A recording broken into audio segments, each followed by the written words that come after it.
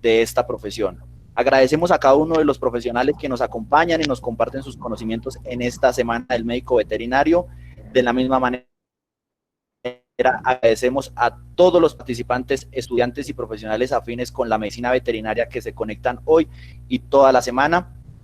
Una de las charlas programadas para hoy es la de la doctora Lorena Gutiérrez, quien nos hablará sobre generalidades del neonato equino. La doctora Lorena es médica veterinaria de la Universidad de Los Llanos, realizó sus prácticas en la Escuela de Carabineros, también en la Clínica San Luis, realizó turnos con el doctor Rubén Estrada, trabajó 2 años con la empresa Bienestar Equino, actualmente trabaja en su empresa como veterinaria en campo de EMVEC, Emergencias Veterinarias en Equinos.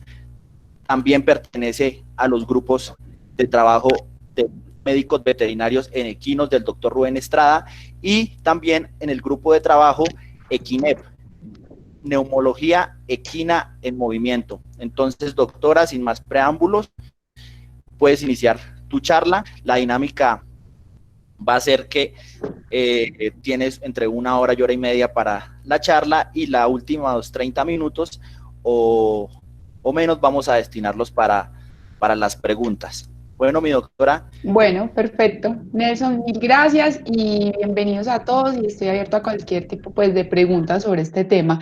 ¿Cuál es mi propósito cuando Nelson me propuso esto? Comunicar y darles a conocer la forma en cómo se puede trabajar en campo. A veces no contamos con las posibilidades de una clínica muy cercana, pero podemos hacer las cosas bien y de forma integral para dar un diagnóstico acertado a nuestros pacientes. Bueno, entonces vamos a empezar. Generalidades del neonato equino en campo. Bueno, ¿por qué pongo esta foto aquí de esta yegua? Porque normalmente siempre nos llaman, bueno, doctora, nació este potro, lo veo débil, no está mamando. Y de inmediato pensamos obviamente en ese potro, pero lo primero que debemos pensar y lo que debemos llegar a preguntar en la finca es sobre la yegua. Debemos evaluar esta yegua, la condición corporal, cómo fue la nutrición, cómo fue la suplementación en ese estado de gestación, ¿cierto? Eso es demasiado importante. Listo. Debemos preguntar también ciertas cosas específicas, como, primero, si tuvo algún tipo de enfermedad previa, alguna laminitis, algún cólico, ya que esto nos generaría directamente una insuficiencia placentaria, es decir, no va a haber una buena absorción de nutrientes y una buena eliminación de esos desechos. Eso va a afectar directamente al potro. También si hubo una descarga vaginal o una lactación prematura. ¿Por qué? Porque estos son dos factores que están relacionados con placentitis en yeguas. Muy importante. También preguntar cómo fueron esas gestaciones previas, si la yegua tuvo abortos, si tuvo unos potros débiles o mortinatos y cómo ha sido la habilidad materna de esa yegua. ¿A qué me refiero con eso? Si es una yegua que ha cogido bien a su potro, si ha dado una buena producción de leche, eso es súper importante. También el tiempo de gestación. El tiempo de gestación, la literatura reporta de acuerdo a la raza como un amplio un rango como de edad muy amplio. Nosotros manejamos acá, puede ser 330 días, se pueden llevar 10 días más o 10 días menos con una normalidad, ¿cierto? Esto quiero que quede muy claro porque de ahí se nos van a venir dos conceptos muy claros para esta charla y para nuestra vida de veterinarios en campo, de equinos que debemos siempre tener en cuenta si vamos a trabajar con neonatos. Listo. El tiempo de gestación, como les decía, puede ser 330 días, 10 días o 15 días más o menos. De ahí viene a esos dos términos, un potro prematuro y un potro inmaduro. ¿Qué es? Un potro prematuro es el potro que nace 320 días antes de lo establecido, ¿cierto? De la gestación. Y un potro dismaduro es el potro que llega a término a los 330 días, pero con signos de dismaduro. Bueno, ¿cuáles son esos signos de un potro prematuro que los cogemos de referencia? Primero, un potro prematuro es un potro de baja talla. Normalmente, hablando de potros criollos, pueden oscilar el peso entre unos 30 a 35 kilos. Esta potranquita en especial, pesó alrededor de unos 22 kilos. Era muy pequeña, era una baja talla, tenía un pelaje sedoso. Otra de las características es una frente abovedada o abombamiento de los huesos del cráneo. Esto es por una falta de osificación, es decir, esta potranca no estaba lista para nacer y llegó a término. También es una potranca criolla. También se evidencia debilidad del cartílago auricular. Puede ser bilateral o puede ser unilateral. Esta foto aquí se la pedí prestada al doctor Rubén. Bueno, también este tipo de potros lo podemos observar con deformidades ortopédicas, pueden ser deformidades flexurales o angulares. Las flexurales vienen más de los tendones flexores que están dentro de las laxitudes o contracciones y las angulares tienen que ver más con las articulaciones. Más adelante les voy a mostrar una foto explicando cada una. Listo. Otra de las preguntas que nos debemos hacer, súper importante, ya preguntamos sobre la yegua, cómo fue esa gestación. Ahora, ¿cómo fue ese parto? ¿Fue un parto rápido? ¿Fue un parto prolongado? Listo. Bueno, para eso debemos tener en cuenta la teoría. Eso es súper importante. Las tres etapas del parto, ¿cierto? Entonces, las voy a resumir muy rápido. Yo creo que ya todos también las tenemos claras. En la primera viene desde las contracciones cervicales, empujando todas las membranas fectales hacia el cervix y termina en el rompimiento de esas. En el segundo, como tal, es la expulsión de ese potro y la expulsión total. Y el tercero viene con la expulsión de las membranas fetales, de la placenta. Eso es como para que tengan claro ahí. Acá les voy a poner un video, ojalá se vea que esto es, bueno, un potro, está recién nacido, está haciendo, lleva unos 15 minutos, la verdad. Ahí la yegua ya se paró y él está haciendo los primeros intentos de pararse.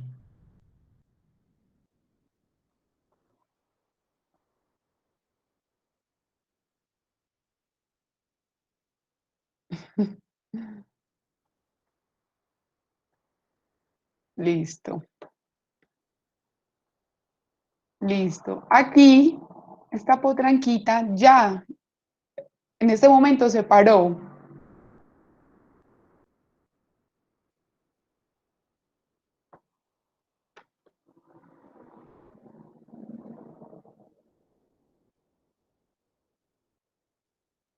Ahorita da una vuelta ahí.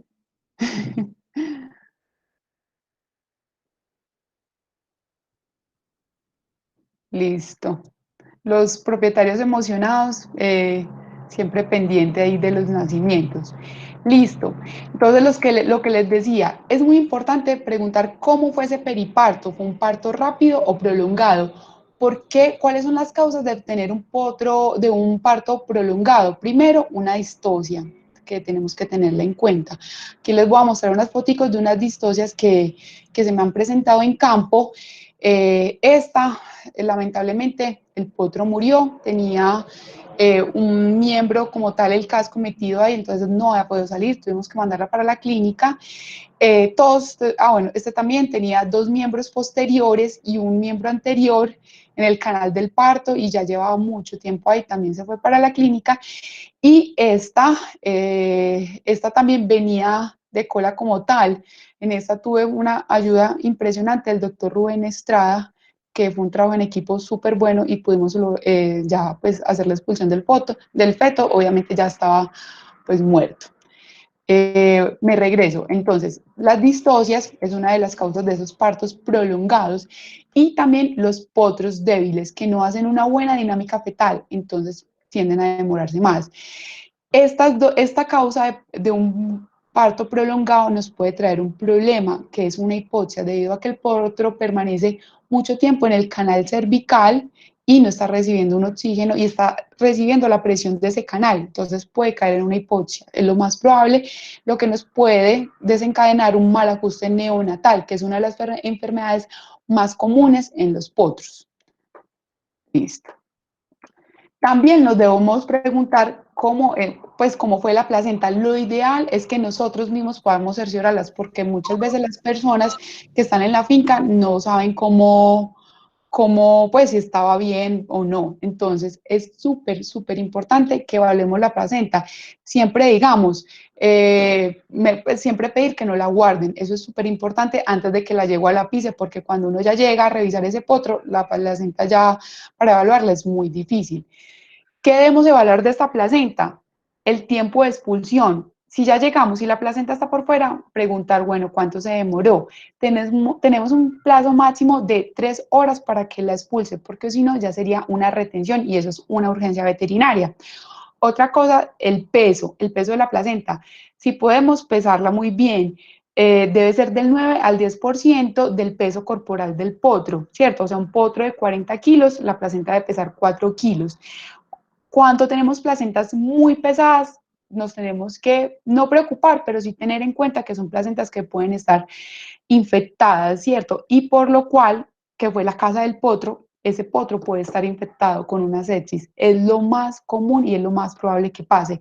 Pero también podemos tener placentas muy livianas, muy delgadas, que eso nos atribuye como así a insuficiencias placentarias.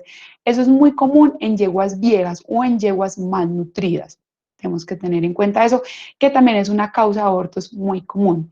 Y la apariencia, ¿qué debemos mirar? Bueno, si es una placenta completa o si tiene zonas de coloración que nos puede indicar que quedó parte de la placenta dentro del útero de la yegua. Eso es muy importante. Normalmente uno la evalúa llenándola de agua, extendiéndola en el piso, ¿cierto? Eso es muy importante.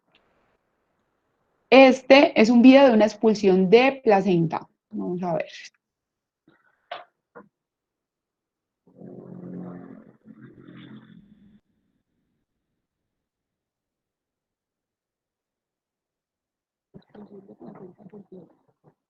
Está bueno, continuemos a la siguiente. En caso de que esa yegua no haga esa retención de placenta, genere una retención de placenta, o sea, permanezca con la placenta mayor de 3 horas, este es el tratamiento y el manejo que debemos realizar. Primero, si tenemos la placenta aún dentro de la yegua y tenemos el cordón, súper bueno porque podemos infundir líquidos por ese cordón y la placenta saldría totalmente. Es una maniobra como muy segura y muy adecuada para este tipo si la encontramos ahí. Si es una yegua que se demoró en más de 3 horas el pulsarla y cuando uno llega ya está la placenta por fuera, ya nos toca irnos a los lavados uterinos. ¿Cuántos lavados uterinos son necesarios para lavar?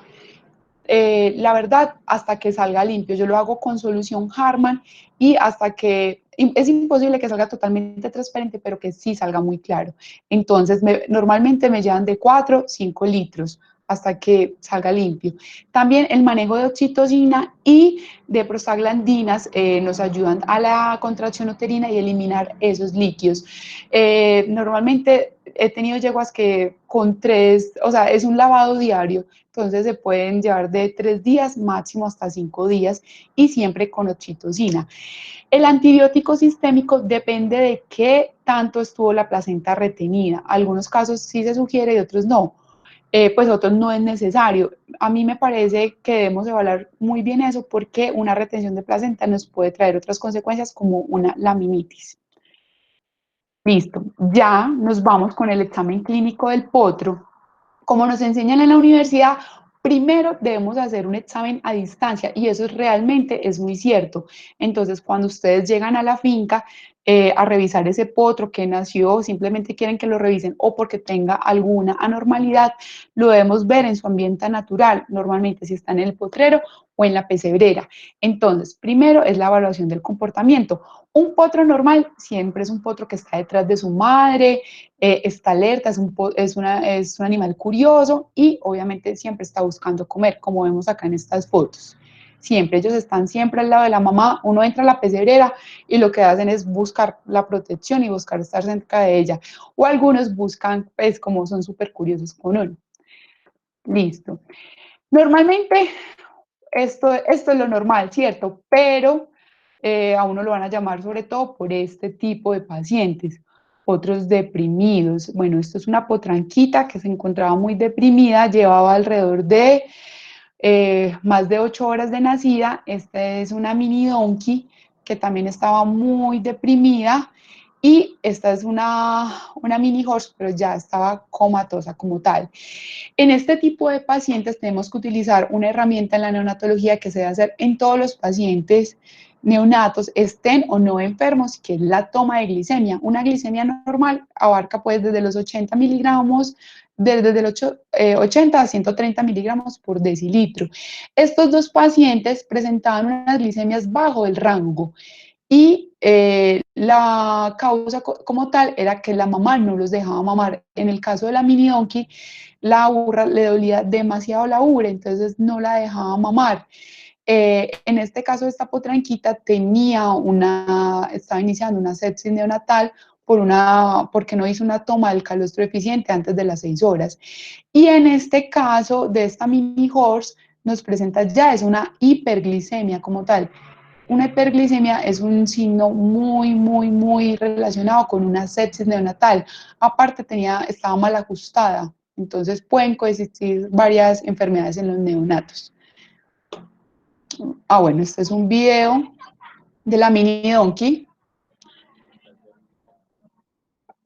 Ahí le estábamos haciendo varios estímulos auditivos, bulla, a ver si ella respondía y no.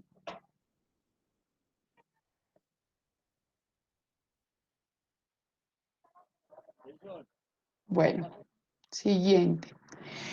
Como les comentaba, la hipoglicemia, ¿cuáles son las causas? Primero, es porque el potro no está mamando, ¿cierto? ¿Por qué puede ser que el potro no esté mamando? Primero, porque sea un potro débil, sea por una sepsis neonatal o sea por una infección que ya viene desde la madre, ¿cierto? Eso lo tenemos que tener muy, muy claro.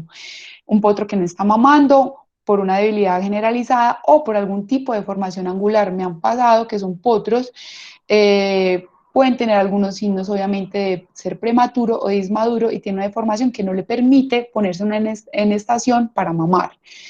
También hay causas maternas, puede ser que la yegua no lo deje mamar por dolor o porque simplemente no hay leche. Eso es súper importante diagnosticar cuál es la causa de esa hipoglicemia. En casos de hipoglicemia, ¿qué debemos hacer? Como primera medida, alimentación vía sonda nasogástrica, siempre y cuando el paciente pues no lo permita hacer. Hay pacientes como estos, como la mini horse, que no es conveniente a veces la alimentación, porque son pacientes que están comatosos y pueden broncoaspirar. Entonces, siempre la alimentación lo debemos hacer con un paciente que esté en estación o de cúbito external, siempre es muy necesario. Normalmente se debe iniciar con el 10% del peso del paciente. ¿Por qué? Y podemos llegar hasta el 25%, pero es muy bueno iniciar con el 10%. A veces generamos dilataciones gástricas y me ha pasado, generamos cólicos por eso. Entonces es bueno iniciar con el 10% del peso corporal diario y eso lo vamos a administrar cada 2 horas. Todo lo que les estoy hablando es en campo. Eso hay que hacerlo. Un neonato, el manejo de un neonato y de un neonato enfermo requiere cuidados especiales y recomendaciones muy específicas por parte de un veterinario. Hay que ser demasiado claros porque muchas veces, obviamente porque somos personas las que trabajamos con ellos, como ve, toca dársela cada cuánto, cada 2 horas, cada 6 horas. De nuestra claridad depende el éxito de la recuperación de ese paciente, que es la verdad por lo que nos llamaron y es lo más importante. Entonces hay que ser muy claros con eso, porque si no se puede hacer en campo, hay que remitir a una clínica. Entonces, la alimentación se va a hacer cada 2 horas, iniciando con esos porcentajes. Listo. También, a veces, si el paciente no es un paciente apto para administrar por vía sonda nasogástrica, debemos hacerlo con una solución de destroza, suplementar una hidratación con destroza. Eso es muy importante. Aquí vemos, es una sonda Levin la que se utiliza, número 22, y en este paciente ya está fija, pero no se ve por el otro lado, en este ya se encuentra totalmente fija. Les pongo un cabezalcito con una venda Cohen, es muy fácil, un bozal acá, con esparadrapo, y se fija la sonda. Hay que ser como muy cuidadosos, medir siempre la sonda antes de ponérsela al potro para saber hasta dónde va a llegar, porque las ondas cuando quedan muy adentro del estómago pueden generar una lesión de esa mucosa y generar gastritis. ¿Cómo se van a dar ustedes cuenta de eso? Son potros que ustedes apenas ponen la sonda, empiezan a salivar. Entonces, también a mí me gusta cuando coloco sonda en un potro manejar ranitidina, porque algunos pueden generar un tipo de gastritis y tenemos que tener mucho cuidado como qué parte de la sonda queda adentro porque pueden haber perforaciones gástricas, eso ha pasado, entonces tenemos que ser como muy cuidadosos con eso y obviamente tapar la sonda, podemos utilizar un clamp o algo que tape la entrada de la sonda. Es muy importante que el potro no se la vaya a quitar, como ven en la foto, ahí la sonda está súper bien puesta, no hemos tenido como ningún problema, o que se la quiten, puede ser, pero algo muy, muy drástico. Listo. En los casos de hiperglicemia, que es superior pues a los 150 o 180 miligramos por decilitro, coincide con potros sépticos. Como vemos acá, estos dos pacientes, las glicemias eran mayores a 250 con un mal pronóstico. La verdad, la glicemia es un indicador de pronóstico en nuestros pacientes y eso lo tenemos que tener muy en cuenta. Hay varios parámetros que más adelante los vamos a ver, nos indican un pronóstico de eso porque tenemos que primero hallar un diagnóstico, pero ser muy claros también con el pronóstico hacia el cliente. Listo. Cuando evaluamos ese potro, ese comportamiento, también ya teniendo los términos como claros, debemos hablar, ¿es un potro a término como este, que es un potro sano, de un tamaño adecuado, o es un potro prematuro como este, que es, pues este era muy, muy pequeño, o es un potro inmaduro, es un potro que llegó a tiempo, pues llegó a término, pero con características de prematuro? En la literatura dicen que los potros dismauros tienen un mayor porcentaje de vida que un potro prematuro, para tenerlo en cuenta. Entonces tenemos que saber con qué estamos trabajando, clasificar a nuestro paciente. Listo. En el examen clínico, como nos enseña en la universidad, podemos empezar de cabeza a cola, de cola a cabeza. A mí me gusta desde la cabeza un orden. En la cabeza podemos evaluar varias cosas. Primero, bueno, estas fotos se las tomé al doctor Rubén Estrada. Es muy importante, a veces encontramos potros con leche en la frente. Cuando vemos eso, tenemos que tener en cuenta, bueno, esto es un potro que no está mamando bien, tiene un reflejo de succión pobre. O la otra es que la yegua tenga una producción de leche exagerada, pero siempre vámonos por la primera opción. Eso es muy importante. También podemos encontrar potros con leche en los hollares. Esto ya nos puede indicar también una debilidad generalizada de este potro o una patología de paladar hendido, una disfagia o una neumonía. Eso es demasiado importante. También en la cabeza evaluamos las mucosas. Podemos encontrar mucosas ictéricas que nos puede indicar una hemólisis intravascular que corresponde a una isoelectrolisis, que es una enfermedad también muy común en los potros. Mucosas, ay, me pasé, mucosas cianóticas que son mucosas moradas, que ahí se ve bien claro, que nos indica una disminución en el intercambio de gases, es decir, un menor oxígeno disponible para ese potro. Y bueno, y esto puede estar muy relacionado con un mal ajuste neonatal, una hipoxia neonatal. Eso tenemos que tenerlo en cuenta. Este tipo de pacientes van a necesitar oxígeno sí o sí. Como lo ven aquí, él tiene ahí puesta la sonda. Y podemos encontrar mucosas hiperémicas y congestionadas que, ay, acá me quedó mal, pero bueno, en este caso, esas mucosas corresponden con signos de toxemia o sepsis neonatal, que es la enfermedad más común en nuestros potros. Listo. En la cabeza también podemos evaluar la esclerótica. Este tipo de esclerótica es una esclerótica congestionada como tal y también nos indica una sepsis, que este paciente está séptico y necesita cuidados veterinarios, obviamente usos de antibióticos y terapias complementarias. También debemos observar la gran mayoría de pacientes sépticos padecen una deshidratación.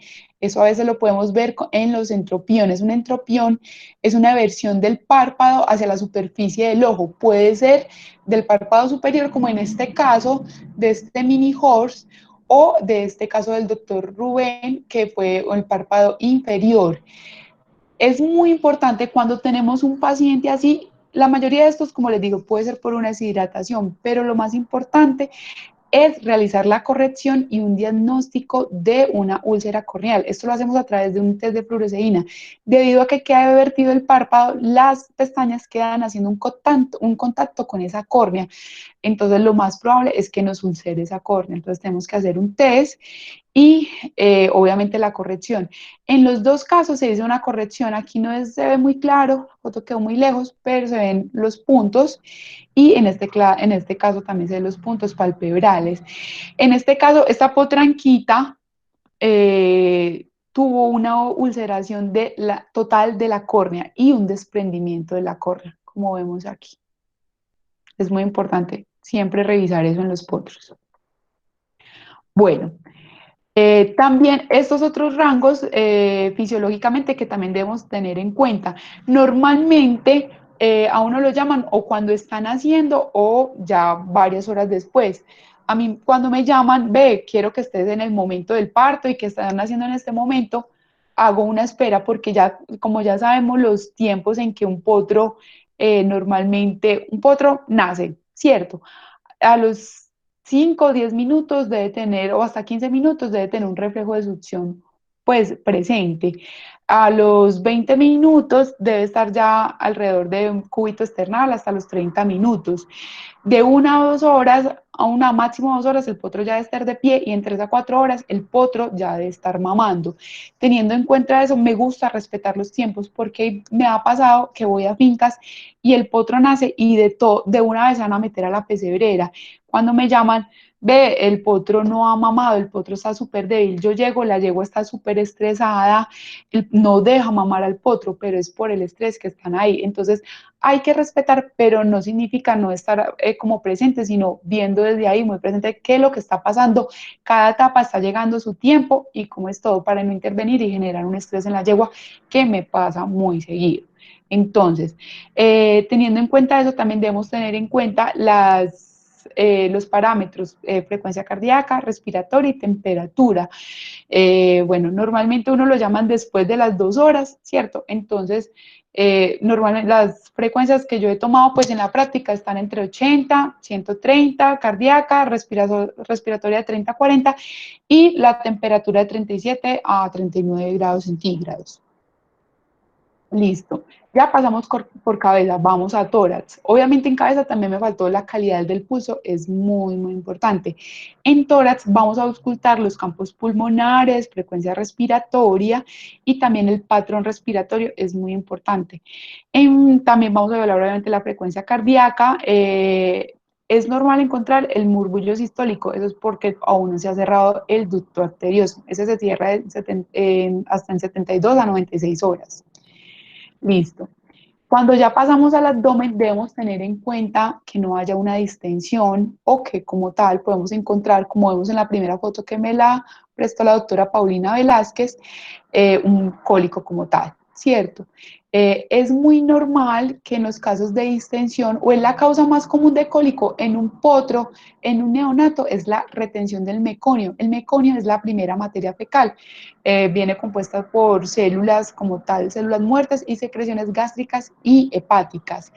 Cuando un potro se encuentra distendido o lo llama, o presenta tenesmo, como vemos aquí en esta foto, hace un poco de posición de tenesmo del doctor Rubén, tenemos que tener en cuenta ese diferencial, retención por meconio. Es la primera causa de cólico en un neonato, para que tengamos muy en cuenta. Nos puede generar estas posiciones de dolor, de incomodidad o hasta un cólico, ¿cierto?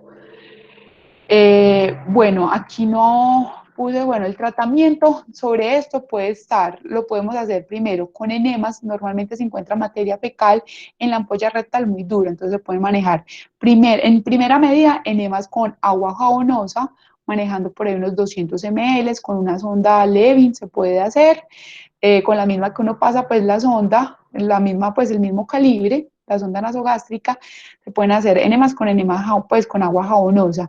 Si la gran mayoría resuelven con estos, si no funciona podemos utilizar enemas con N-acetilcisteína, podemos utilizar 8 gramos de N-acetilcisteína en 200 ml de agua. Podemos manejar como esta, la dejamos un rato ahí, podemos manejar o la misma sonda Levin o una sonda Foley, que son para la transferencia de embriones, dejamos 20 minuticos esa agua adentro y ya abrimos. Esas funcionan súper bien. En caso de que persista, porque a veces pueden persistir estas retenciones de meconio, podemos pasar a laxar ese potro. Bueno, También en el abdomen tenemos que evaluar el remanente umbilical, es muy, muy importante, ¿cierto? Porque es una vía de entrada, pues, a hígado, a los órganos internos. Entonces, es súper importante. ¿Qué debemos evaluar? Primero, la temperatura del remanente, cómo está, si pues, si está caliente, si es doloroso la palpación, si está inflamado, si está aumentado de tamaño o no. Y muy importante, si es un remanente que está húmedo, ¿cierto? ¿Por qué? ¿Qué nos puede significar? Un remanente húmedo, un ombligo húmedo, significa que está permeable, es decir, que sigue abierto. Esto nos puede generar una condición que se llama uraco persistente, que también es como una patología muy común en los potros. Entonces, es súper importante cuando encontremos un paciente así y tengamos la posibilidad, hagámosle ultrasonografía. Es una gran ayuda y lo que debemos llegar siempre es al diagnóstico. Acuérdense de eso, siempre hay que diagnosticar. Lo podemos obviamente hacer con los signos porque vemos que es un ombligo húmedo o es un ombligo que sigue goteando orina. Eso es muy importante. Normalmente siempre yo recomiendo a los potros, sea que el ombligo esté húmedo o no, se deben hacer las curaciones con yodo al 10%, sumergir el remanente unos 30 segundos cada 12 horas mínimo por 3 días. Uno va mirando y ahí se va secando normal. Algunos casos de uraco persistente llegan a salir con eso, la gran mayoría. Listo. Otra cosa que debemos evaluar del potro, pasando ya como a la parte ortopédica, son las deformidades flexurales. Dentro de las deformidades encontramos la laxitud de los tendones flexores. Como vemos aquí en esta foto, acá esta foto del doctor Rubén Estrada es muy, muy, muy clara. ¿Qué es lo que pasa? Hay una laxitud de los dos tendones flexor digital superficial y profundo que se encuentran acá. Entonces son potros que se apoyan como tal en los talones. No hay un contacto de la pinza, de la lumbre con el suelo y es muy paralelo al suelo, la cuartilla, como ven aquí. Entonces, estos son ejemplos, este es un ejemplo súper, súper severo. Son potros que prácticamente con el nudo tocan el piso. ¿Cuál es el tratamiento para esto? Normalmente, de acuerdo al grado de laxitud, lo llegan a resolver simplemente con tiempo y con ejercicio que ayudan a fortalecer esos tendones. En caso de que no se pueda resolver con estos dos, nos toca ya pasar a las férulas. Pero la gran mayoría de pacientes mejoran con el tiempo. Otra deformidad flexural son las contracturas, que es todo lo contrario, ¿cierto? Como vemos aquí, también esta es una foto del doctor Rubén, esta es una contractura que el eje, ya el nudo sobrepasa el eje como tal y sobrepasa ya la pinza. Estos son pues un mayor grado, ese es un grado, también está contraído, pero es un grado muy leve. El tratamiento para esto, restricción del movimiento. No, en este sí, debemos evitar que el potro esté como en campo corriendo porque eso va a hacer que genere más tonicidad en esos tendones. Entonces no queremos eso. También la gran mayoría llegan a mejorar con el tiempo. La gran mayoría sí. En caso de que no nos mejore con eso, que me ha pasado, que me pasó con este potro de la derecha, utilicé oxitetraciclina a 44 miligramos por kilogramo vía intravenosa diluido en cloruro de sodio o en destroza del 5% para evitar una hemólisis con la oxitetraciclina. Para este potro de la derecha tuve que utilizar 2 dosis de oxitetraciclina porque no bajaba, no era muy, la contracción no era muy extrema, pero no bajaba lo suficiente. Y en este caso también, cuando no nos funcionan estos tratamientos, tenemos que acudir a las férulas. Listo. Bueno, esta foto es el hiponiquio, que es la membrana que recubre los cascos cuando están los potros en el vientre. Esta foto la quise colocar como estamos viendo las extremidades. ¿Qué es lo que pasa cuando vemos un potro de más de 12 horas con esto? Esta membrana, cuando a medida que él va caminando, se va eliminando a las horas de nacido. Significa que este potro no ha caminado, es decir, que ha estado recumbente, que ha estado acostado la mayoría del tiempo. Entonces nos da una idea sobre, pues este potro no se está parando, puede estar séptico, está deprimido. Es muy importante ver ese tipo de cosas. Listo. Otra de las deformidades ortopédicas son las deformidades angulares. Ya vimos las flexurales, vamos con las angulares. Las flexurales, siempre como ven las fotos, las vemos lateral, lateral, lateral. Es donde se aprecian obviamente mejor. Y las deformidades angulares las vamos a ver de frente y de una vista posterior. Esta foto es de la doctora María Paulina, me la prestó.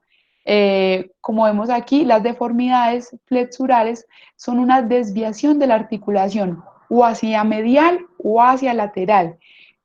En este caso, vemos como tal un valgus de los dos miembros anteriores. Aquí me quedó incorrecto esto, es un valgus de los dos miembros anteriores, que un valgus es un desplazamiento hacia medial de los dos miembros, pues de las dos articulaciones, ¿cierto? Entonces acá es un valgus del carpo, de los dos miembros anteriores. Listo. Este caso, visto desde atrás, es lo que llaman azotado por el viento o soplado por el viento. En este caso vemos como tal, entonces yo les dije, valgus es cuando la articulación se va hacia medial y varus es cuando la articulación se va hacia lateral, como vemos acá, valgus medial y varus lateral. Entonces, este caso, esto es obviamente una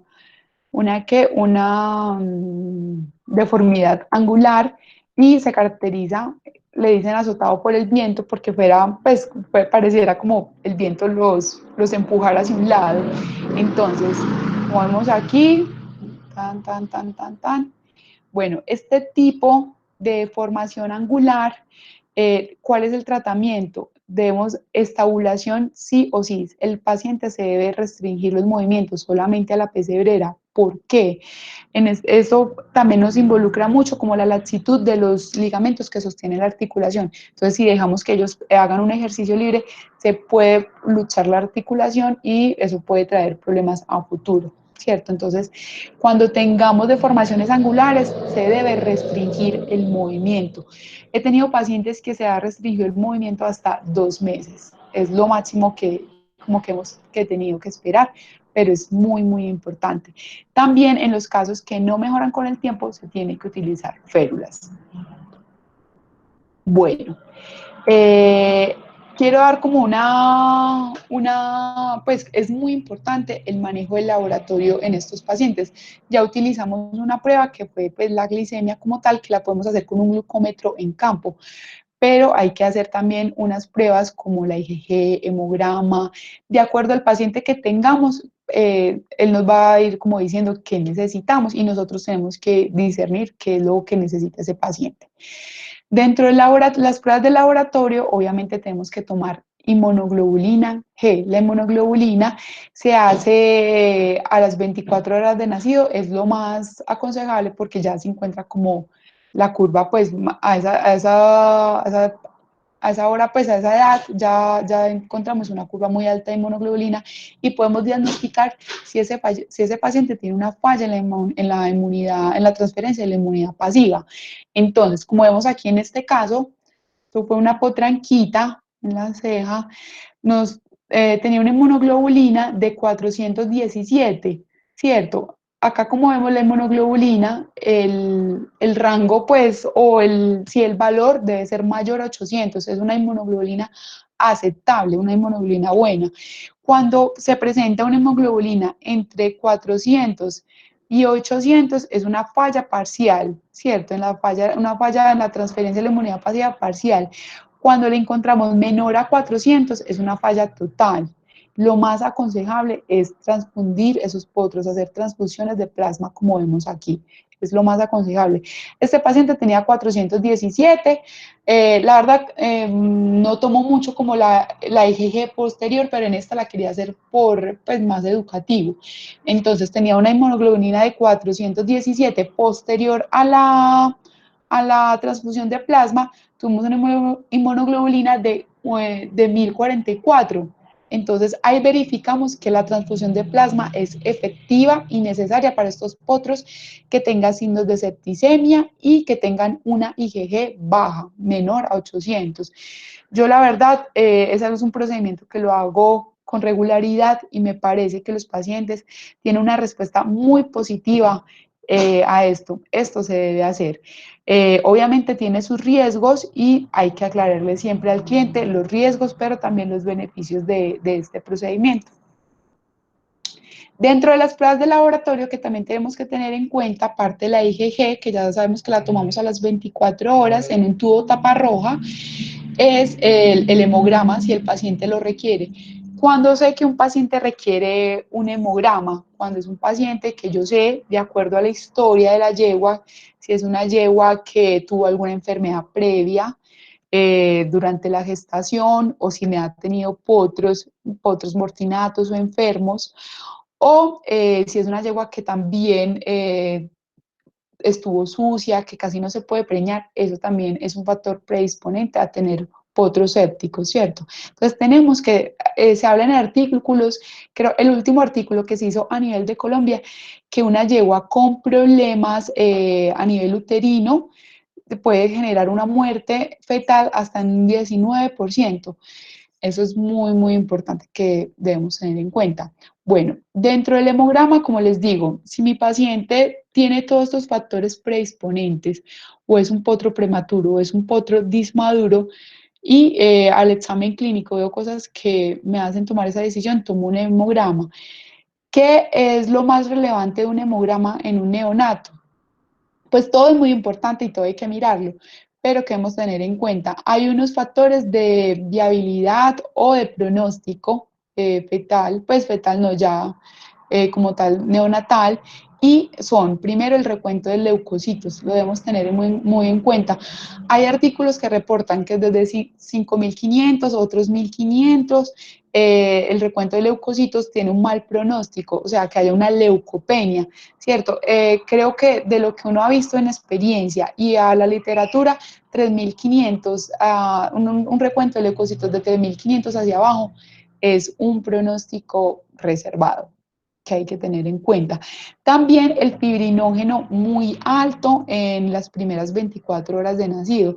Sabemos que el fibrinógeno se aumenta después de las 24 horas de un evento inflamatorio. Entonces, cuando vemos un potro que, no sé, a las 8, 12 horas con un fibrinógeno superior a los rangos normales, tenemos que, miramos que, o sea, es un potro que ya viene enfermo desde la placenta. O sea, no es algo que pasó en el periparto en el momento o que pasó en las primeras horas de nacido, sino que ya venía enfermo o ya venía con un proceso inflamatorio, un proceso infeccioso desde la placenta. Eso nos tiene que arrojar datos. Otro dato muy importante es la morfología de las células.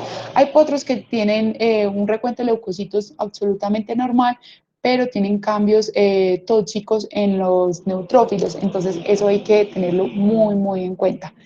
Todo eso o sea, esto es demasiado importante porque y nos da así como ver la importancia de que todo lo que está pasando el potro en las primeras 24 horas de nacido era lo que le estaba pasando en el vientre. Eso es súper, súper importante.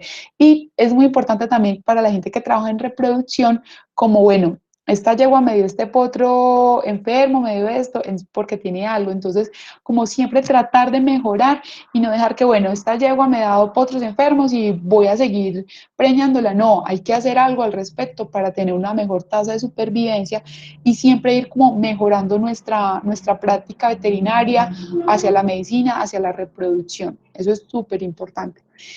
Listo.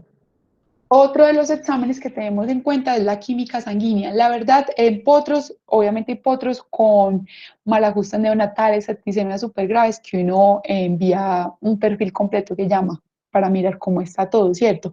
Dentro de las cosas más importantes de la química son los triglicéridos y la creatinina.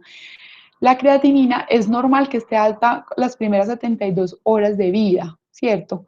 Pero cuando supera, o sea, continúa alta, después de ese tiempo ya tenemos que pensar, esto puede estar muy asociado a malajustes neonatales. Entonces, para que lo tengamos muy, muy en cuenta. Los triglicéridos nos indican más, es como el metabolismo energético que está teniendo este potro. Entonces también es muy importante. No es una obligación, creo que cada paciente es individual y vamos mirando con qué, o sea, qué requiere ese paciente, qué exámenes. Listo. Muchísimas gracias. Estoy abierta pues a las preguntas que me quieran hacer.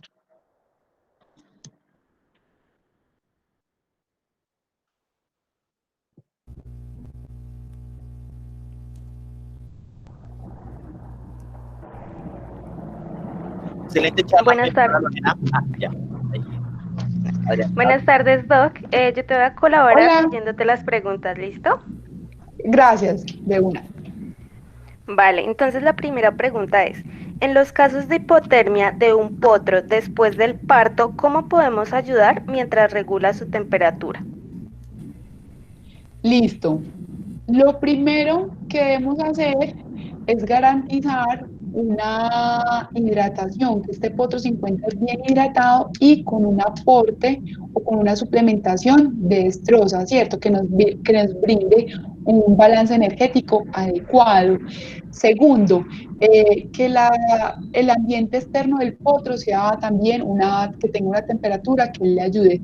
Normalmente pues, se trabaja con mantas se calientan las mismas bolsas del suero y se acompañan con eso. Eso es muy importante. También he manejado que la hidratación que se administra se calienta, obviamente a una temperatura que no le vaya a causar ningún daño, pero eso nos ayuda muchísimo. Calentar, pues como aclimatar la hidratación que se está pasando, porque a veces pasa que pasamos esos sueros que están súper fríos a una temperatura corporal totalmente diferente.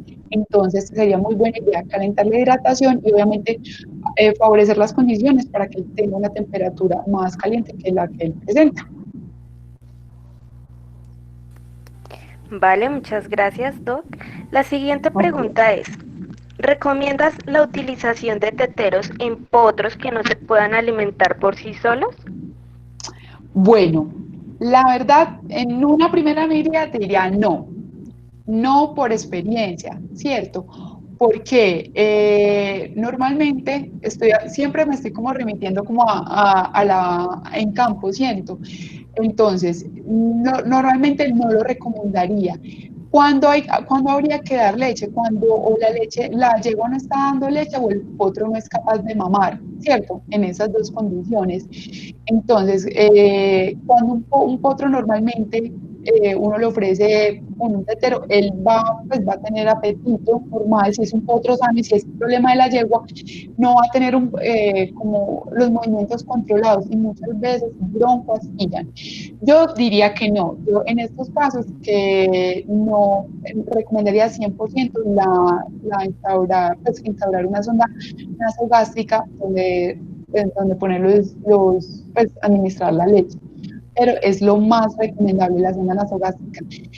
No me ha ido bien con el tetero, solamente cuando son personas que de pronto lo saben hacer muy bien en las fincas y eso, pero no, 100% la sonda antes del tetero. Vale, Doc, muchas gracias. La siguiente pregunta es, ¿qué tan importante es el banco de calostro en una finca? Ok, perfecto. El banco de calostro, a mí me parece muy importante. No es algo que de pronto en la gran mayoría de fincas se manejen, pero no significa que no se deba hacer. Me parece importante porque, obviamente, bajo las condiciones necesarias para que sea un calostro de muy buena calidad, elegir una yegua, realizar exámenes previos, conocer el estado sanitario de esa yegua, también que haya sido una buena madre, es muy, muy importante, debido a que a veces pueden pasar cosas imprevistas como que puede morir la madre, entonces me parece súper importante, si se puede hacer, pero lo más importante es elegir súper buenas donadoras de calostro, pero sí, me parece muy importante. Vale, Doc, muchas gracias. La siguiente Sí. pregunta es, ¿en qué casos utilizas la ultrasonografía y la radiología en un potro recién nacido? Listo, perfecto. Bueno, primero la ultrasonografía. La ultrasonografía la utilizo en neonatos, primero para hacer una ecografía, una ultrasonografía de pulmón, ¿cierto? Porque una de las causas, o la causa más común, pues la enfermedad más común en los potros es una septicemia, que también nos puede desarrollar en una neumonía. Una septicemia abarca todos los sistemas, sistema respiratorio, pues articular y también digestivo. Entonces, haría una ecografía porque es el método diagnóstico ideal para detectar si hay algún tipo de neumonía o de abscesos pulmonares. Hay bacterias que generan abscesos, entonces para diagnosticar una ultrasonografía. También en los potros que están con cólico es muy acertada la ultrasonografía, y también en los casos cuando tenemos una ompalitis, tenemos una inflamación del ombligo, una infección o una inflamación, en los casos de uraco persistente, para diagnosticar vamos a utilizar la ultrasonografía, es súper esencial. ¿Y en qué caso requeriría radiografía? En casos de síndromes cuboidales, pues en caso de una claudicación, normalmente las claudicaciones nos vienen más por artritis sépticas en los potros, pues en los neonatos, pero lo utilizaría en casos de potros que vea con signos que son prematuros o dismaduros y tienen alguna deformidad angular, haría una radiografía. Es la única como forma de detectar síndromes cuboidales en los potros, que es una falta de osificación de sus huesos. Perfecto, Doc. La siguiente pregunta es, ¿qué tan recomendable es el uso de lactorreemplazadores? La verdad, sí es muy recomendable. Yo los utilizo, yo mantengo en mi carro 1 kilo de spray, siempre, siempre, siempre lo mantengo. ¿Por qué? Normalmente las urgencias o los nacimientos en los potros se dan de, no sé, 12 de la noche, 4 de la mañana, ¿cierto? Entonces, cuando lo llaman a uno es porque, bueno, este potro no es capaz de mamar o esa mamá no es capaz de dar leche. Entonces, si no es capaz de mamar, bueno, tenemos la leche, pero la mayoría de las veces, y sobre todo en yeguas primerizas, no tenemos un aporte de leche necesario para mantener ese potro, entonces tenemos que acudir a ellos. La verdad, bueno, ¿qué contraindicaciones pueden ocurrir? En algunos potros generan distensión abdominal, generan cólico, por eso también debemos administrar en el mismo porcentaje, el 10% del peso corporal de este potro, para que lo vayan recibiendo poco a poco, pero lo recomiendo 100%. Para mí ha sido una ayuda impresionante. Vale, Doc. La siguiente pregunta es, ¿el plasma se puede refrigerar o congelar o tiene que prepararse fresco? El plasma, pues prepararse fresco. El plasma sí, se puede refrigerar y se puede congelar. Podemos tener bancos de plasma también, al igual que bancos de calostro. Y es muy importante, estos procedimientos nos ayudan demasiado y es una herramienta súper útil para el cuidado de estos potros. Lo mismo que les digo, debemos escoger una súper buena donadora. Eso es muy importante porque a veces transfundimos potros con cuando miramos los exámenes, pues que hacemos un examen con proteínas, unas proteínas súper bajitas, que uno dice, bueno, ¿qué le transfundí pues yo a este potro? Nada. Entonces es demasiado importante como hacer unos exámenes clínicos previos, obviamente saber que es una yegua súper sana, que no ha tenido y es ideal que tampoco haya tenido transfusiones antes, ¿cierto? Para no generar como problemas de inmunidad. Y sí, se pueden guardar refrigerados, congelados. Es muy importante el proceso de descongelación. Tiene que ser al baño María para que no haya una desnaturalización de esas proteínas. Vale, Doc, muchas gracias. La siguiente pregunta es, no. ¿Qué tipo de catéter intravenoso utilizas para fijar las vías de los potros? Listo. Utilizo varios tipos de catéter dependiendo del paciente. Si es un paciente que de pronto vemos al examen clínico que es alerta, que está comiendo, cierto, que es un examen clínico por decirlo así bueno, pero que nos salió de pronto con una IgG muy baja y necesitamos hacer una transfusión de plasma, lo que tenemos que hacer es yo coloco, hay varios tipos de catéter. Los que normalmente utilizo puede ser el BD o intracraneal, son catéter que duran 3 días normalmente y calibre 14. utilizo eso, me ha ido súper bien. Hay potros a veces muy pequeños y he utilizado catéter 16 o catéter 18, pero normalmente utilizo el catéter BD. BD tiene una duración de 3 días. Cuando son potros, que sabemos que son potros sépticos o que tienen, pues, potros sépticos como tal, que generan tratamientos antibióticos muy largos, como en el caso de las artritis, en caso de las neumonías, debemos utilizar otro tipo de catéter. Podemos utilizar un catéter, hay dos tipos de catéter, el Mila, que nos puede durar aproximadamente un mes, y el otro catéter que nos dura casi aproximadamente 2 meses. Pero normalmente esos los utilizo, he utilizado los tres. Los otros los utilizo más para el manejo en clínica, el Mila sí lo he utilizado para el manejo en campo, porque nos dura mucho más tiempo y en caso de potros sépticos siempre son tratamientos antibióticos hasta de 2 semanas. Entonces los he utilizado esos tres. Vale, Doc, muchas gracias. La Vale. siguiente pregunta es, ¿la hidratación tiene algún cuidado especial en un recién nacido? Claro que sí. Entonces, la hidratación en un potro decimos que es 100 ml, pues normal en la literatura hay muchos, pero lo que yo utilizo son 100 ml kilogramo día, ¿cierto? De acuerdo a eso, pues eso es para un mantenimiento. Cuando uno ve un potro que está totalmente deshidratado y todo, ya realizó, pues uno puede manejar hasta un doble mantenimiento de acuerdo al paciente, pero eso, por eso es tan importante realizar un buen examen clínico si este paciente, para calcular el grado de deshidratación y el grado de pérdidas. Entonces es muy, muy importante y dependiendo del paciente que te entregan. Muchas veces un paciente levemente deprimido, que está mamando un poco, entonces voy a utilizar más de un mantenimiento, puedo ser mantenimiento y medio o hasta doble mantenimiento, ¿cierto? Siempre debo evaluar glucosa, porque muchas veces uno piensa, ve un potro que está tirado en la pesebrera y dice, no, pues está hipoglicémico, está tirado. Es muy importante porque es muy importante tomar glicemia porque ese potro puede estar séptico y puede estar con una hiperglicemia y yo infundiendo destroza en los líquidos. Entonces, eso debemos tener en cuenta antes de una hidratación y no solo una vez, y no solo la primera vez que uno haga la hidratación. La glicemia debe ser una herramienta que uno la utilice varias veces en el día, antes de poner los líquidos para saber si estamos manteniendo, el propósito es mantener una glicemia normal, ni una hipo ni una hiper, una glicemia normal. Entonces los cuidados que debo tener es calcular cuál es mi deshidratación, mis pérdidas de mi potro para saber cuánto es lo que yo debo hidratarlo, ¿cierto? Es muy importante. Y qué suplementos deben ir en esa hidratación. Si lo tengo hipoglicémico, pues suplementar con destroza. Si está hiperglicémico, obviamente no. Listo, Doc, perfecto. La siguiente pregunta es, ¿qué antibióticos están indicados en los potros sépticos o depende de algún cultivo?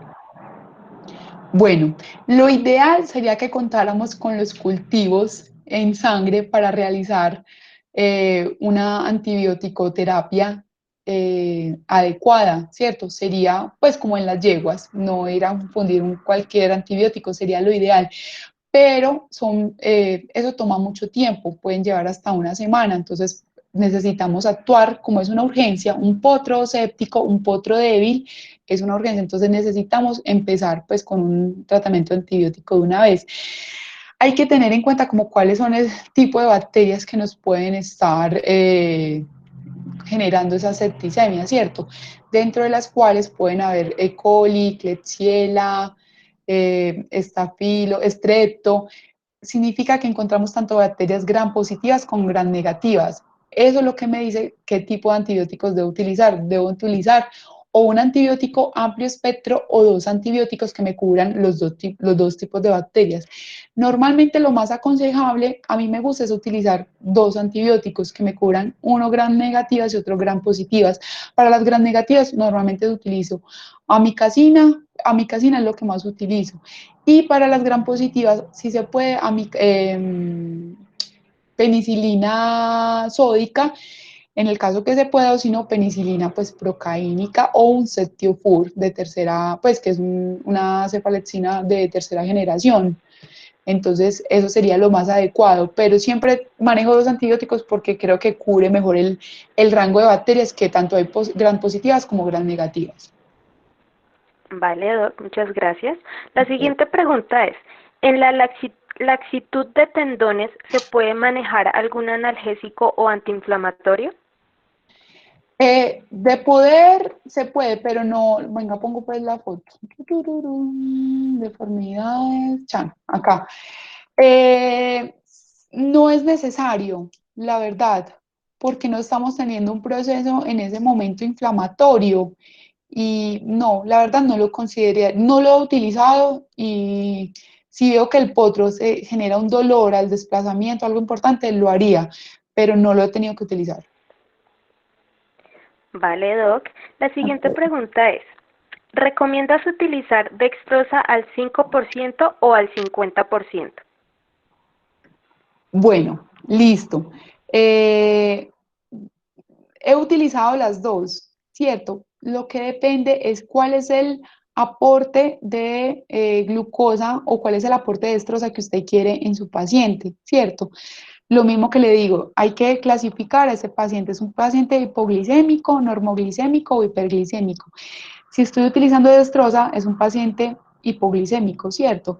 Normalmente la que más he utilizado es la destroza del 50, pero la manejo a una solución, por decirlo así, al 2.5, ¿cierto? La manejo por facilidad porque puedo manejar volúmenes más pequeños en la hidratación. No me gusta manejar destroza pura como única hidratación. No, no lo he hecho y no me gusta. ¿Por qué? Porque la destroza obviamente nos va a generar una deshidratación, o sea, una hidratación con destroza todo el tiempo nos genera una deshidratación de este paciente y por lo tanto un desbalance electrolítico. Entonces, no lo aconsejo.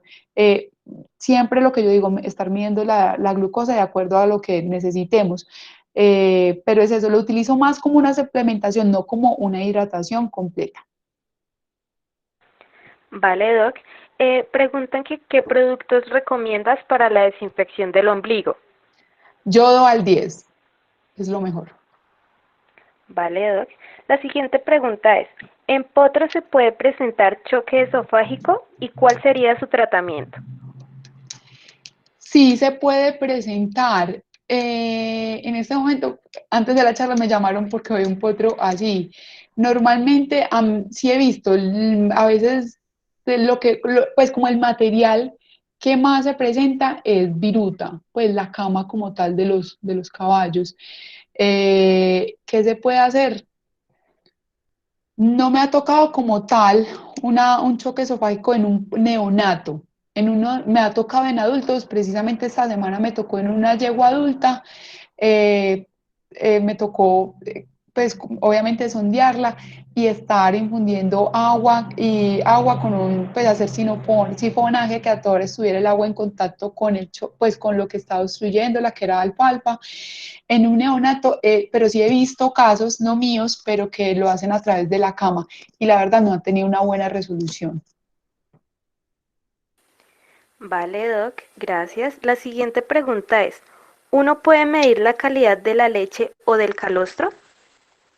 Sí, con un espectrofotómetro o se puede medir. Con una gota se pone pues hay algunos que son específicos de eso, pero los podemos medir un espectrofotómetro, ahí es nos dice la cantidad de proteínas, es lo que nos arroja. No es muy específico, pero sí dice eso. Perfecto, Doc. La siguiente pregunta es, en tu experiencia, ¿qué tan frecuente es la presentación de isoeritrólisis neonatal y qué manejo le das? Bueno, ¿qué tan común como en un porcentaje? eh, del 100% me ha pasado alrededor no menos del 10%. No es muy común, pero sí he visto, pues desde que estoy trabajando, en alrededor de unos 3 casos. ¿Cómo lo he manejado? Bueno, primero son pacientes que la gran mayoría requieren manejo en clínica, ¿cierto? Porque nos pasa, es una anemia hemolítica autoinmune. Entonces, primero, como saber qué es, ¿cierto? El manejo, la gran mayoría, obviamente requieren manejo con corticoides, porque como es una enfermedad autoinmune, pues necesitamos, pues siempre necesitamos corticoides para frenar esa respuesta autoinmune del cuerpo. Y la gran mayoría requieren transfusiones de sangre. Y obviamente un manejo paliativo de hidratación, analgesia, todo lo que requiere. Vale, Doc, muchas gracias. La Dale. siguiente pregunta es, ¿una transfusión de plasma es igual a la transfusión sanguínea o son diferentes? Son totalmente diferentes. En la transfusión, bueno, acá yo, por acá les voy a mostrar unas fotos. Por aquí, ¿yo dónde las tendré? Ay, yo me salí. Ah, no, no me salí. Espérame, yo por acá tengo unas fotos. Eso está en iCloud. A ver si nos aparece. No, es totalmente diferente. En una transfusión de plasma, lo que hacemos es colectar la sangre con un anticoagulante que se llama citrato de sodio, ¿cierto? Entonces, por aquí no las encuentro. ¿Dónde estarán esas fotos? Yo borré eso. No. Ah, bueno, aquí están, aquí están, aquí están. Espérenme, le pongo. Acá está. Listo. ¿Sí las ven? Listo. Bueno, en una transfusión de plasma, ¿qué es esto? Lo que hacemos es extraer sangre de la yegua, pues de la donante. Cada bolsa de suero va con 200 ml de citrato de sodio, ¿cierto? Eso lo debemos de dejar decantar mínimo 8 horas para que se genere el plasma, para que se genere acá la separación, ¿cierto? Como ven. Y vamos a lo que a la transfusión de plasma transfundimos es el plasma, esta parte que vemos acá, esta parte y esta parte, ¿cierto? Entonces, eso es la transfusión como tal de plasma, transfundimos es el plasma. Entonces, esa nos lleva unas horas para que haya una separación del plasma y del paquete sanguíneo. En una transfusión de sangre la colectamos de la misma forma, pero transfundimos todo, la sangre entera, por decirlo así, la sangre completa. En esta solamente transfundimos el plasma, porque ¿en qué casos vamos a transfundir plasma? En casos que tengamos una falla en la transferencia de la inmunidad pasiva, es decir, tengamos una IgG muy bajita que nos va a predisponer a tener septicemias neonatales. Entonces, lo que yo quiero realmente es simplemente pasar los anticuerpos, las inmunoglobulinas. No, no quiero pasar glóbulos rojos, pero en una isoeritrolisis, que es una anemia, o sea, hay una baja de ese paquete de celular, de células sanguíneas rojas, pues yo necesito pasar es células sanguíneas, no necesito pues como pasar solo plasma. Esa es la diferencia, el para qué. Vale, Doc, muchas gracias. La siguiente pregunta es, ¿en los mini horse tienen alguna patología diferente o se pueden manejar de la misma manera? ¿En caso de qué enfermedad? ¿O en cualquier, en todas? En general, Doc. Ah, bueno, en general los mini sí son un neonato, la verdad como tal, pero tienen más afinidad por ciertas enfermedades, por ejemplo, un mal ajuste neonatal. ¿Yo dónde tendré eso? Bueno, en un mal ajuste neonatal como esta mini horse, ya se las voy a mostrar. En esta mini horse, por lo general, los mini horse tienen pues el canal de parto obviamente es mucho más estrecho, ¿cierto? Entonces nos predispone a que sean partos más prolongados. O a veces pueden pasar que puede haber una ruptura de ese cordón umbilical, también nos puede predisponer a una hipoxia neonatal. Entonces, lo que yo he visto más en los mini horse es que pueden sufrir más de malajustes neonatales, septicemias también. O sea, los mini horse son como, pues pueden sufrir de todo, pero lo que yo he visto sobre todo son malajustes neonatales, hipoxias, por obviamente el tamaño de la madre, el canal del parto, ellos son muy predisponentes a eso. Vale, Doc, muchas gracias. La siguiente Dale. pregunta es, ¿el rechazo de la madre se debe a algo en particular? Bueno, primero, hormonalmente a veces dicen que sí, que viene hormonal, pues como viene por la causa puede ser hormonal. Lo que yo he visto en mi experiencia, las yeguas que han rechazado a los potros, que se han hecho manejos hormonales y que no mejoran, muchas veces, primero, eso lo que llamamos habilidad materna. yo creo que tiene en parte a nivel hormonal y también el temperamento de la yegua es muy, muy importante y también cómo fueron las situaciones en el momento del periparto. Lo que yo les decía, a mí me ha pasado que dicen, no, no lo quiere. O sea, cuando yo no lo quiere porque están pues todos ahí metidos. Creo que viene pues influido la parte hormonal, el parte del comportamiento de la yegua y el momento y como si la yegua está sometida a un estrés. Eso es súper importante. Perfecto, Doc. Ya para finalizar, la última pregunta es, Ok. ¿cómo es el manejo de los potros huérfanos?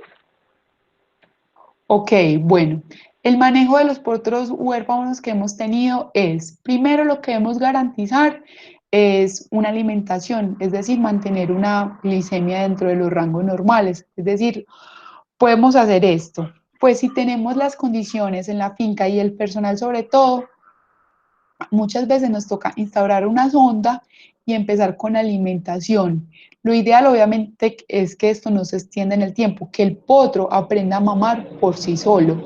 Muchas veces unas personas utilizan tetero en potros más grandes o yo prefiero antes del tetero ofrecer en un recipiente, preparar si tienen leche de otra yegua, pues que es muy escaso, o preparar el lactoreemplazador. Ellos aprenden a comer de un recipiente. La verdad, la gran mayoría, todos aprenden en esos casos. Cuesta, a veces cuesta unos más que otros, pero la gran mayoría aprende.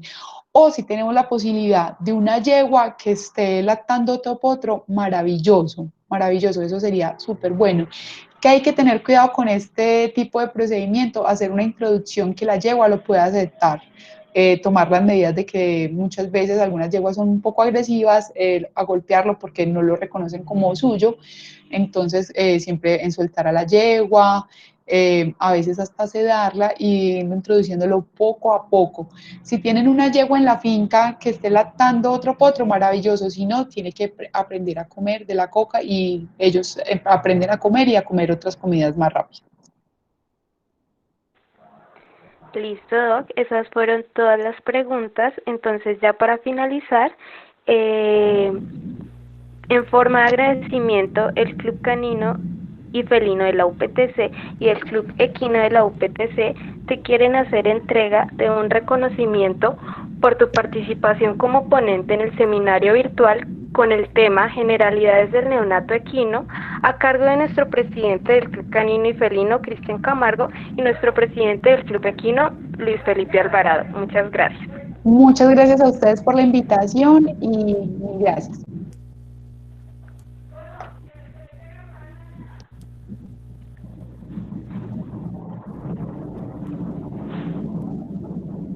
Doctora, muy, muy Hola, agradecido por tu charla. Muy, muy agradecido. Nelson, gracias a ti. Excelente charla. Qué cantidad tan grande de preguntas. Las respuestas fueron geniales. Y pues, doctora, te queremos para una próxima oportunidad, la verdad. Claro, Queremos. Nelson, muchas gracias. Mi doctora, entonces, así, para todos acabamos la charla. Por hoy tenemos a las 5 de la tarde.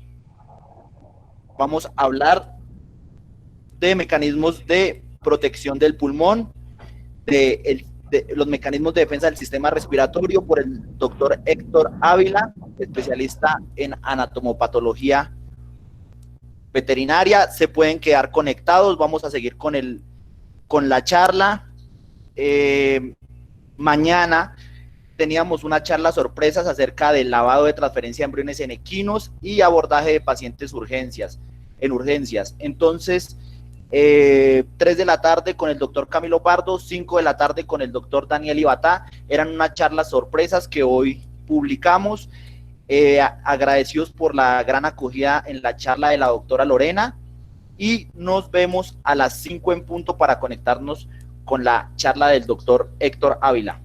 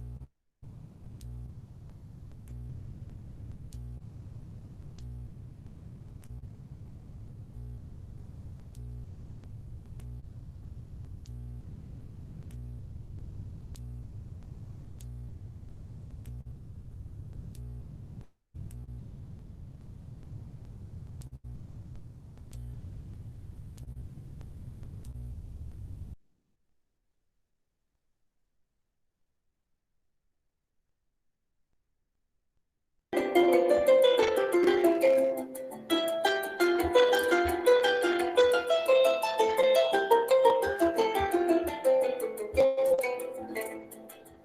mi pluma y una hoja de papel y desnudé mi alma y mi sentimiento. Fue un yacimiento de amor lo que descubrí, porque realmente feliz a tu lado yo me siento. Tomé mi pluma y una hoja de papel y desnudé mi alma y mi sentimiento. Fue un yacimiento de amor lo que descubrí, porque realmente feliz a tu lado yo me siento. En el mundo como tú no hay otra igual, eres la mujer más especial que habita en mi pensamiento. Siento que eres toda mi felicidad, siento la necesidad de gritarlo a campo abierto, que tú me buscas, me vuelvo loco por ti, y que quisiera vivir a tu lado todo el tiempo. En el mundo como tú no hay otra igual, eres la mujer más especial que habita en mi pensamiento. Siento que eres toda mi felicidad, siento la necesidad de gritarlo a campo abierto, que tú me buscas, me vuelvo loco por ti, y que quisiera vivir a tu lado todo el tiempo.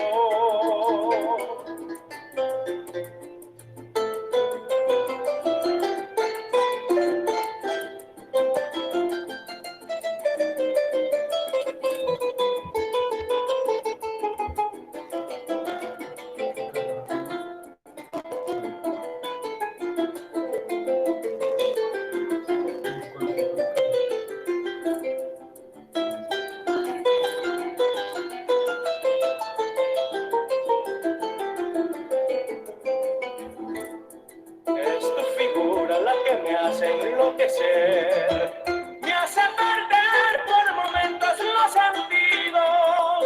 Estos latidos fuertes en mi corazón son causa de la emoción que siento cuando te miro. Es tu silueta la que me hace enloquecer, me hace perder por momentos los sentidos. Y estos latidos fuertes en mi corazón son causa de la emoción que siento cuando te miro. En el mundo como tú no hay otra igual, eres la mujer más especial que habita en mi pensamiento. Siento que eres toda mi felicidad, siento la necesidad de gritarlo a campo abierto, que tú me gustas y me vuelvo loco por ti, y que quisiera vivir a tu lado todo el tiempo. En el mundo como tú no hay otra igual, eres la mujer más especial que habita en mi pensamiento. Siento que eres toda mi felicidad, siento la necesidad de gritarlo a campo abierto, que tú me gustas, me vuelvo loco por ti, y que quisiera a tu lado.